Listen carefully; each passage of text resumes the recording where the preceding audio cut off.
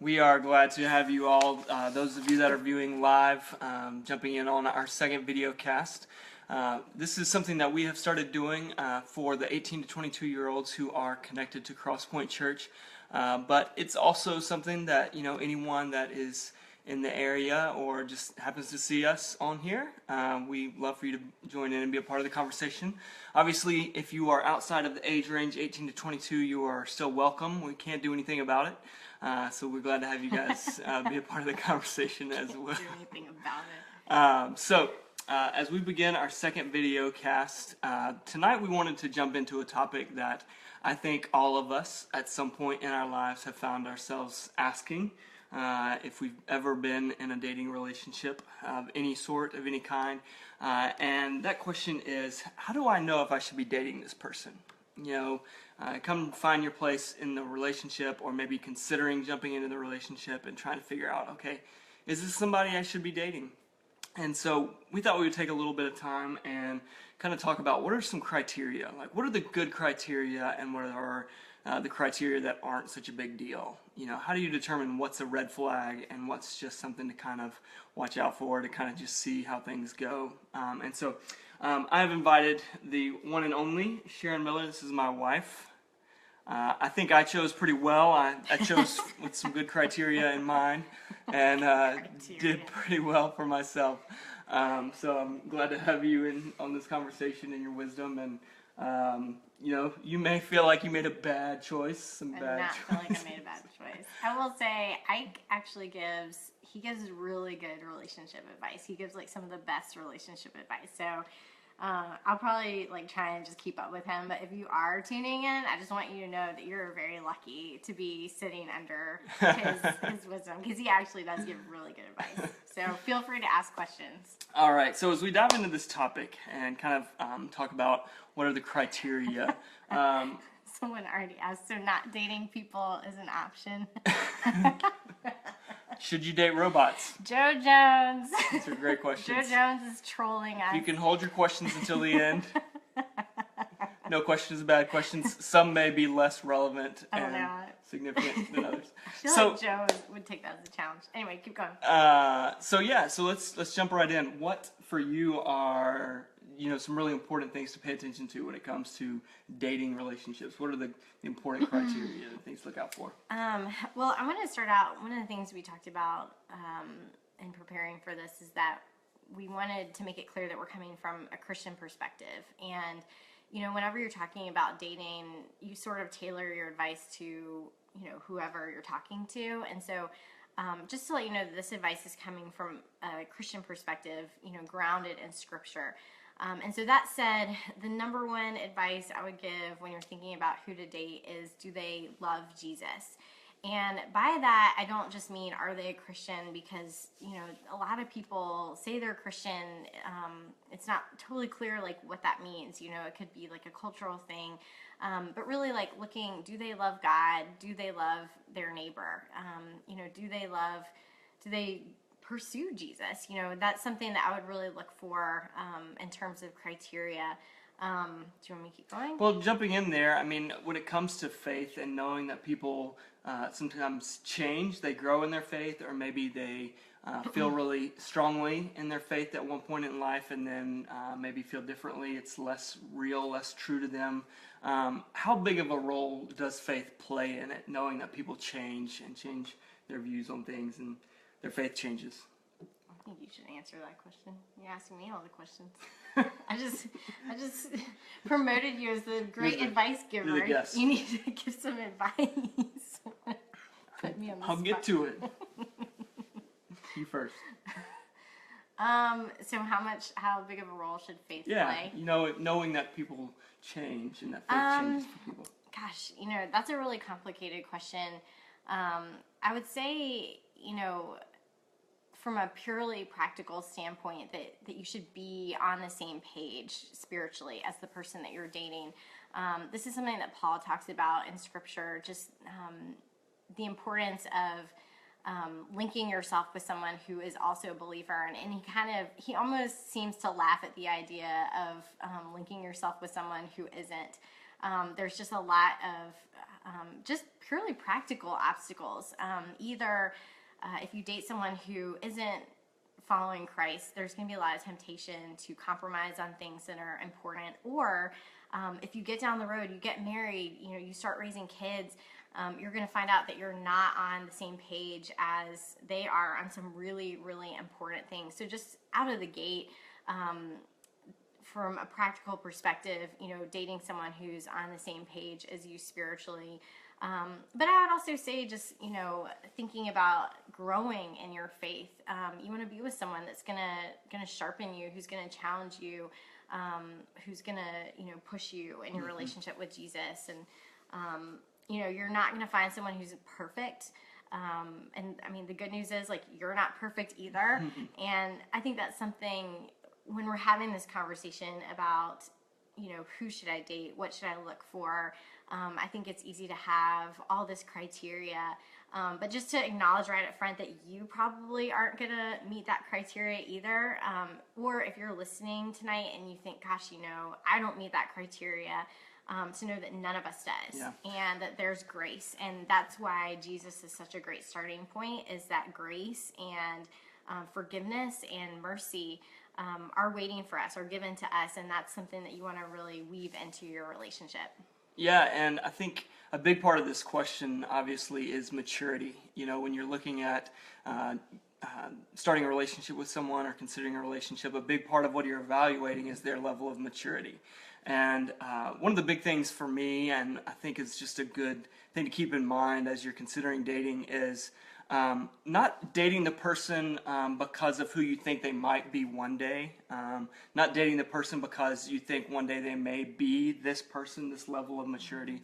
But also along with that, when it comes to being in different places spiritually, I think it's important for you to go into the relationship, whether both of you, are followers of Christ or just one of you, going into the relationship not expecting the other person to come eventually to be, a follower of Christ.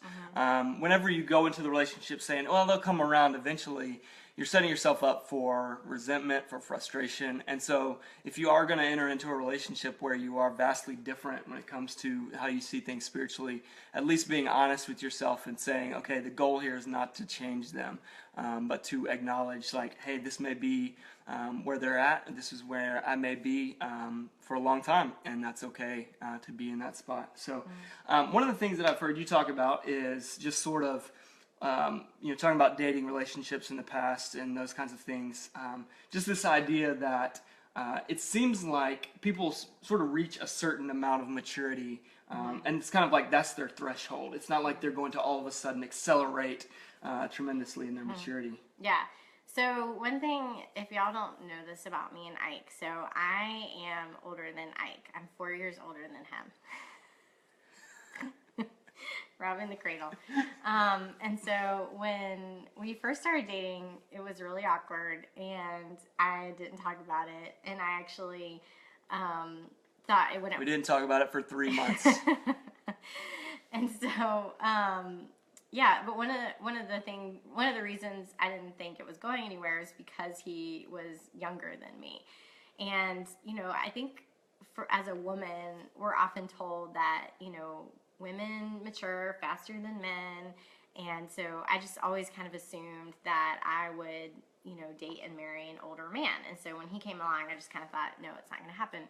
But the more I got to know him and just saw his character, and realized that he was 23 at the time, but just incredibly mature. And I would look around at some men who were older than me, and realize that they actually maybe weren't as mature as Ike in some areas. And so what I kind of over time came to realize is that, age isn't always the best measure. What you really need to look at is maturity. And so, for example, if you're a young woman and you meet a guy who's older, just because he's older, even if he's like 10 years older, it doesn't necessarily mean he is mature. And so just to look out for that. But also, if you're dating someone who is younger and you think, well, when he gets older, he'll grow out of this. That's actually not necessarily true either. Maturity is something that I think it's it starts young, actually. Like, I think you can tell, like, pretty early if someone is probably teachable is maybe like a good thing to look for, but age is not actually any guarantee that someone is looking to grow. And I think that that's really important. Yeah, and part of the conversation is recognizing that we're kind of talking in general terms. And what I mean by that is if we were sitting across the table from any one of you guys, the conversation would be a little bit different. We would be speaking to the specific situation that maybe you're in. And that's part of the goal of this kind of open discussion conversation that we head to here in a couple of minutes. But just knowing that every situation is a little bit different, and you're going to have to evaluate things a little bit differently. So what for you, we can talk in sort of the theoretical, but what for you are the deal breakers? Like, what would you say, like, this is a deal breaker? The deal breakers? Yeah, like what's like, all right, he's got to go, or she's got to go. Oh man. Like, for example, I knew this girl in college that used a student loan to buy a new car. That seems like a deal breaker financially. Like, not smart. Okay.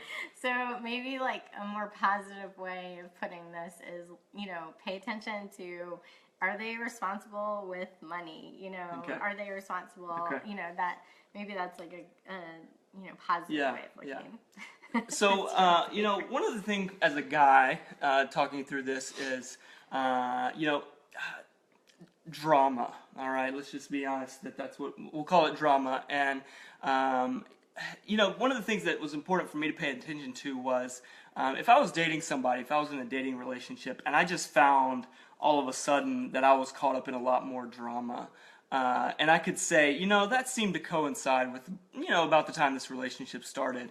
That was a red flag for me. That was an indication that, hey, this is something to pay attention to, because if there's creating drama and relational issues in your life now, especially if you've got really good friends that you trust and that are giving you, say, hey, I'm not so sure about this, that's something to listen to, because it's not all of a sudden, hey, drama is going to drop out of their life. More than likely it's kind of, well, drama just follows me around. Well, a lot of times there's a good reason for that. And so being willing to be honest and say, hey. People who say I hate drama, usually I feel like they're the ones who like love drama. Yeah.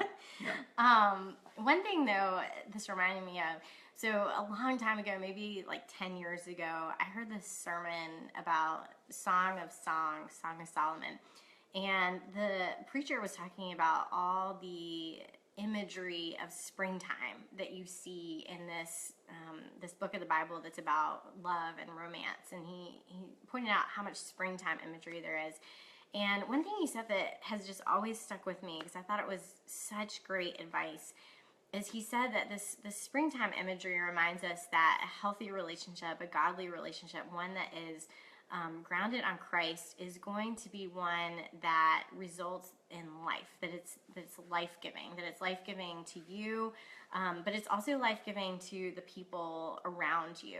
And I think the opposite of that is when you see two people, they date and they just sort of like, you don't see them anymore. Like your friends are kind of like, what happened to them? Like, where did they go? They're not around anymore. Or maybe their relationships suffer. Like your parents are opposed to it. And so you kind of distance yourself from your family, or you distance yourself from your friends because, no one supports you. And so just knowing like a healthy, godly relationship is going to be life-giving to you. It's going to be life-giving to the people around you. It's going to, push you to be a better person in a lot of ways. Yeah. So, kind of some takeaways as we wrap this up and move into some open conversation if you guys want to jump in and ask questions. But several things that seem to come to the surface are, first of all, don't date the person based on who you think they'll be one day.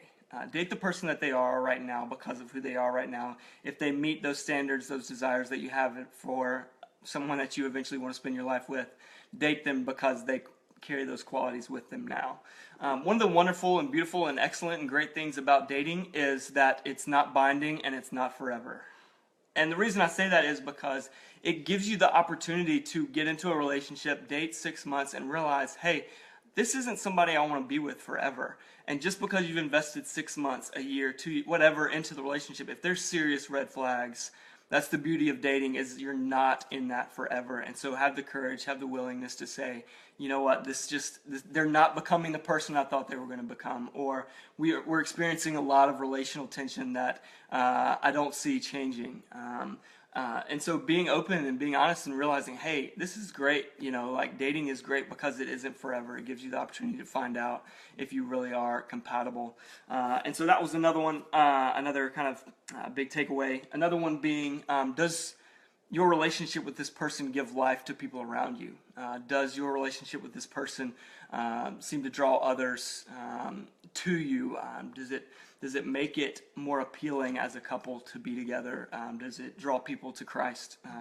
Do you reflect the way of Christ? Do your family and friends like support it? Like, do they think that this is a good person for you? Yeah, And to listen to them. And then one of the other things that we talked about was how well do they exercise self-discipline, self-control?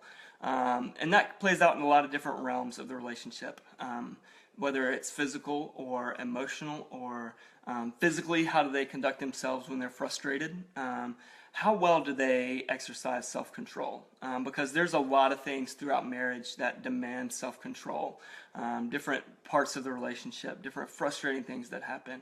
And so it's so important for you to be able to judge, is this a person that exercises good self-control in lots of areas of their lives? So one last question I feel like needs to be asked.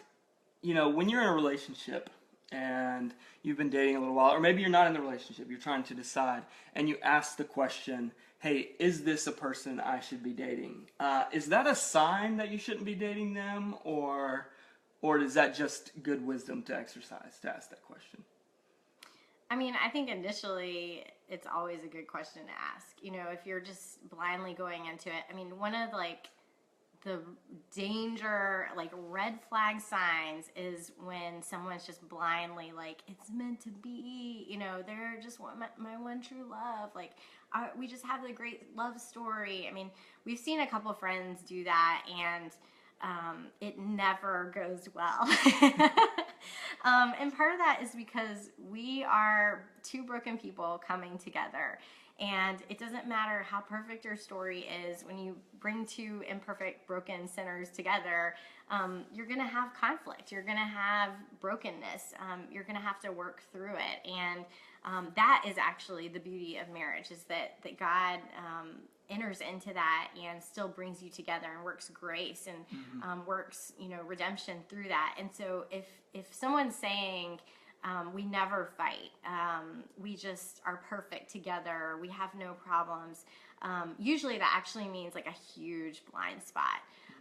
And so I would say, yes, you should be asking. I mean, if you're asking over and over and over and over again and feeling maybe I shouldn't be with it, then that's probably a good sign. Yeah. But overall, I would say yes, you should be asking. You should be asking your friends. You should be asking your family. You should be asking your pastor.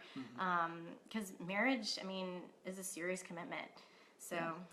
So we've got a good question already that's come up here. Somebody asked the question, should you date someone with the same spiritual maturity as you? It's a question we talked about a little bit, but one of the things that comes to mind is when you're married, you're going to have seasons of your relationship where your spiritual maturity, your level of spiritual maturity is not going to be matched up. There's going to be times where one of you seems really connected with God and really clear vision for your relationship with God and the direction, and the other one it just doesn't feel that same connection to God. And so there's going to be those seasons. And so I think it's important when you're in those dating relationships or pursuing a relationship to keep that in mind as well. That there can be seasons, and there's a difference between a season and just this is who I am. And so I think the bigger question is not so much are you necessarily at the exact same level of spiritual maturity, but what direction are you heading in? What direction are you heading in spiritually? Do you both pursue Christ? Are you both going after the same thing, even if you're not in the same place? I think that's really important. I would add to that, especially since I think it's a guy who asked that question. When you hear talk of the man being like the spiritual leader in a relationship.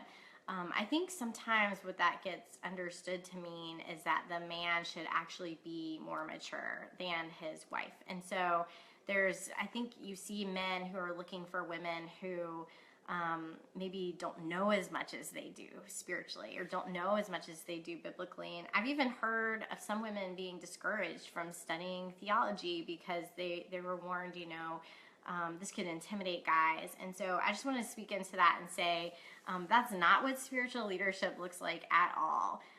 You don't have to necessarily know more than the person you're with in order to, sharpen them spiritually. I mean, ideally, you want to be with someone who is sharpening you as well. I think that's when you're going to be the strongest, is when you link with someone who is just as excited, just as knowledgeable, just as committed to Christ as you are.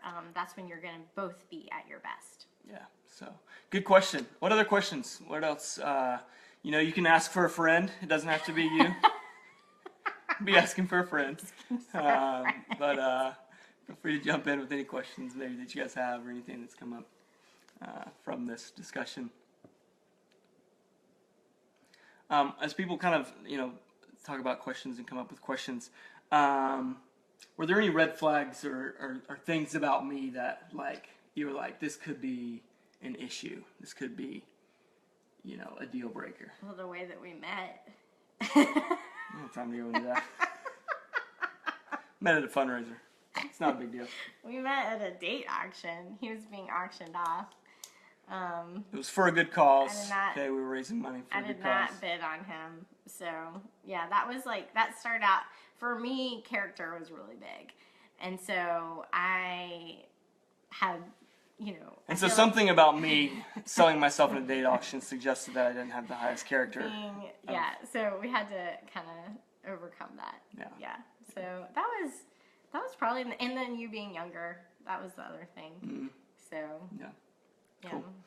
All right. Well, if there's no more questions, we'll go ahead and wrap things up. Thank you to everyone that joined in and was a part of this. We really have enjoyed it. One of the great things about these video casts is that they stay live, or they're online, so people can view them anytime. So if you jumped in late and want to hear the beginning, or maybe had to jump out early and want to hear the end, they'll be online. As always, you can contact me with any questions. I'm always open to getting together with people and talking through maybe the specific relationship that you're a part of and are considering being a part of. So my email address is ike@crosspoint.org, and always look forward to those kinds of conversations. So thanks for tuning in, and we'll see you guys next Monday night, 8 o'clock, same place. Bye, guys. See ya.